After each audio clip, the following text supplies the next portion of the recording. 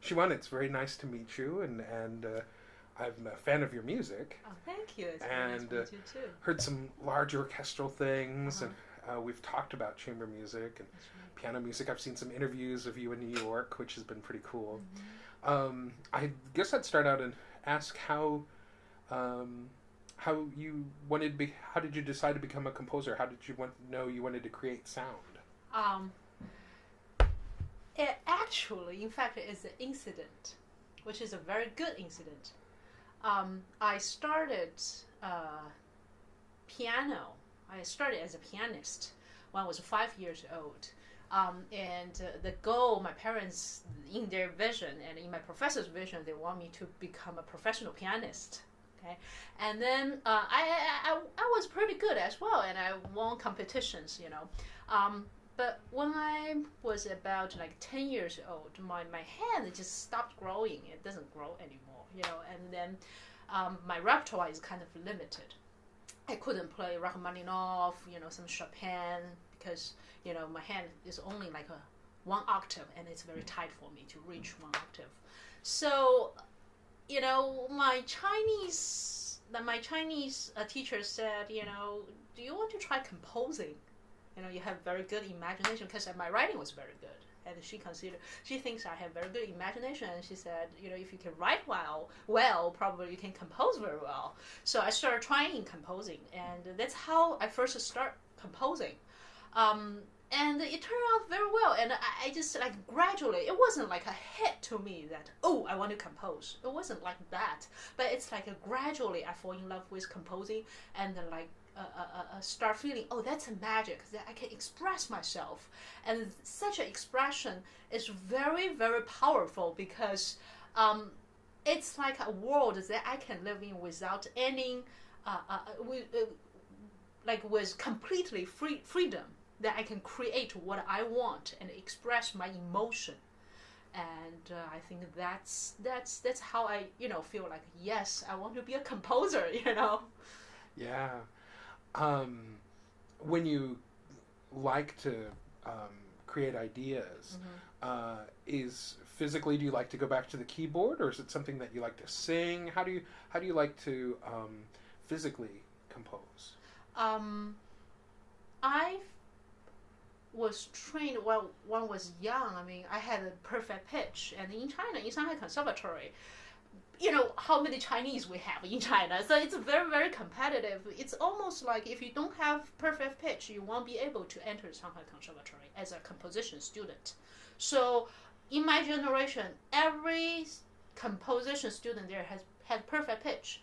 And in the early age training, my composition professor does not allow me to use piano when I compose. It's a part of training that I have to, you know, hear it without touching the keyboard. At the beginning, it feels unnatural because it's hard, you know, especially if you write for, I mean, even just for piano solo piece, you know, or for duet, 2 strings.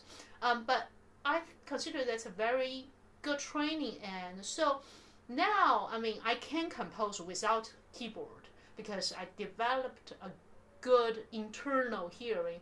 But when I work on orchestra piece, or you know, big chamber ensemble piece, I do want to use the piano, and physically, I mean, I can hear the chords, and I just sit there. And the best way for me to compose is in a closed, very closed room. You know, I feel totally just like isolated from the rest of the world, and then I can be completely free with my keyboard, and I can, you know, physically find the chords I want and compose. Yeah. Are you someone that likes paper and pencil, or do you sketch things, or do you like to be with the computer? How do you like to then write it? My music starts from ideas that I would write on a blank paper, and very interesting. Usually, it starts from shapes, drawings rather than chords and notes. The first thing I perceive when I start a new piece is the structure. Like structurally, how would I want this piece go, and it usually comes out as a shape. So I draw on the blank paper. After I get all these drawings down, all the sketch down, and then I start, finding chords and think about the harmonic design behind it. And then I start writing, some chords and some notes or melody or main material on music paper.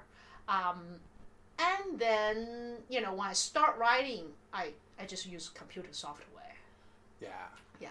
Yeah, it makes it so much easier to be able to, poor Beethoven had to get out all the parts for the quartets and whatnot, or hire someone for the symphony. Now you can press a button, right? Right, exactly.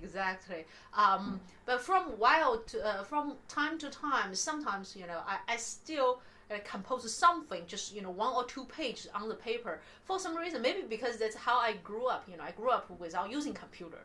When I have the page, it physically feel the music is there. But gradually now, I feel more and more comfortable just use a computer software. It's just so much faster, So. Oh yeah. When you're writing a piece for, I know there was a lovely piece you did last year for Voices of Change that had a dancer and whatnot. But when you're writing a piece, does it help to know who you're writing it for? Absolutely. When you know the players, when you know the musicians, you are not only writing a piece, but you are writing the piece for this musician, and what she or he can do, and what is, how capable they are. And I always keep in mind, like, what kind of level of the musician I am writing for. For example, it's very different to write for a youth orchestra or youth ensemble than writing for a professional ensemble. So I always love to meet musicians and go to their concerts and listen to their performance and get their sound into my mind before I start writing for them. Yeah. Is it, there are a wonderful piece that you have for piano, percussion, and an orchestra. Right. Does it help, do you think that you have that great piano background for it, that you actually have been an instrumentalist for that, to be able to work those things in? Or is it also sometimes to say, oh gosh, I just love the sound of the flute, or the violin has just, that it maybe is better that you don't play violin, Yeah. That's a very good question. I was trained at as a pianist, but for some reason I feel piano is one of the most challenging instruments for me to write for. I know the instrument so well, and there's a huge, great, wonderful repertoire. And for years, I didn't write for piano solo. It's just something I feel, wow, it's so hard to write for. And I wrote a lot for strings, actually, and for percussion. But for that piece you just mentioned, it turned out pretty well, which I really, glad. And after that, I feel more comfortable, right, for piano. For instruments, it all depends on the music idea. I have a music idea, the music itself, the idea itself has its own life. And I can hear the melody played by either violin or flute or different instrument. So I think part is orchestration is because of your technique, what kind of melody, use what kind of instrument. But also music self, the melody self, or the music idea itself has its own life that, at a certain time you just know, okay, here, oboe has to come out, or violin has to come out. Yeah. I know it was probably hard to hear about the earthquakes in China. It's been 2 years now? That's right. And your first symphony was, I wouldn't say inspired, but was sort of a result of this. How is it to take external events and is that a bit of a catharsis for you to be able to express emotion through these sort of things? And how did your first symphony come about? My music, a large amount of my music is actually very much related to the real experiences that I had, in the real life. And when the earthquake happened that time, I was living in Manhattan. I was working on my dissertation. That was my last year at Cornell University, so I was trying to finish my dissertation. But when the earthquake happened, I just couldn't work on my dissertation, and I was watching news and the internet, and it's just such an emotion strike, and you just feel life is unfair, and life is so fragile. What can you do? What can you do when the nature disaster happened? Thousands and thousands of people died, thousands and thousands family broken, and it's just, you feel helpless in front of this kind of natural disaster. It just struck me so heavily, and I just, for that week, when I watched the news, I just couldn't stop crying. And I didn't write the music piece right away. It's kind of, absorb it, and it digest it, and I try to accept it. And then it was probably 1 year after, one or 1.5 years after, that I feel like, okay, now I can express it with music. And that's how the first symphony comes out, and during because when I'm extremely emotional, I just feel I couldn't really write it in music. I have to let it sit a little bit, reabsorb it, and then start to telling how I feel. But during the composing process, a year later, during that few months when I work on that piece, I was like, all the memory comes back, and I cried when I composed that movement. So yeah. But afterwards you feel partly relieved, and the tension partly released, and the Wenchuan, the Sichuan province, people rebuild their family, their house, rebuild their city. So you see the hope, you see the hope. Yeah. Right. And then it was chosen. It was one of the finalists for the American Composers Orchestra. That's so that was right. Got to have been a really great experience to sort of hear it and sort of see rehearsals and a performance for it. That's right. Absolutely. It was a wonderful performance, and the premiere was in the Miller Theater. Yeah. It was great. So I guess you probably first heard SOLI. I might have sent you a recording or a link to one of the recordings, but you probably first heard them in Dallas when they were setting on a tour, and they did some of our colleague Robert Xavier Rodriguez, a couple of his pieces, and then they did the Quartet for the End of Time. Right. So, that was in 2009, actually shortly after I came to Dallas. Yeah. And so they played at UD University of Dallas. That's right. Up there. What were your first impressions of hearing SOLI? The first impression is wow, this is a really great ensemble who is so capable of handling hard music, and they have that energy and understanding of the music itself. And I thought, I would like to write for this ensemble, So, I was like, this is a great ensemble, So a year later was definitely send me an email and say, I would like you, we would like to invite you to write a piece for us. I was excited. Yes, sure. So. Yeah. And it's, you got to talk with them a little bit after the concert. Right. And now, have you guys had any conversations about the piece? Obviously, the idea is that they're doing a big Beethoven festival in San Antonio. That's right. And so they picked the Grosse Fugue to be based upon. Have you had requests like that before to sort of have a genesis of a piece?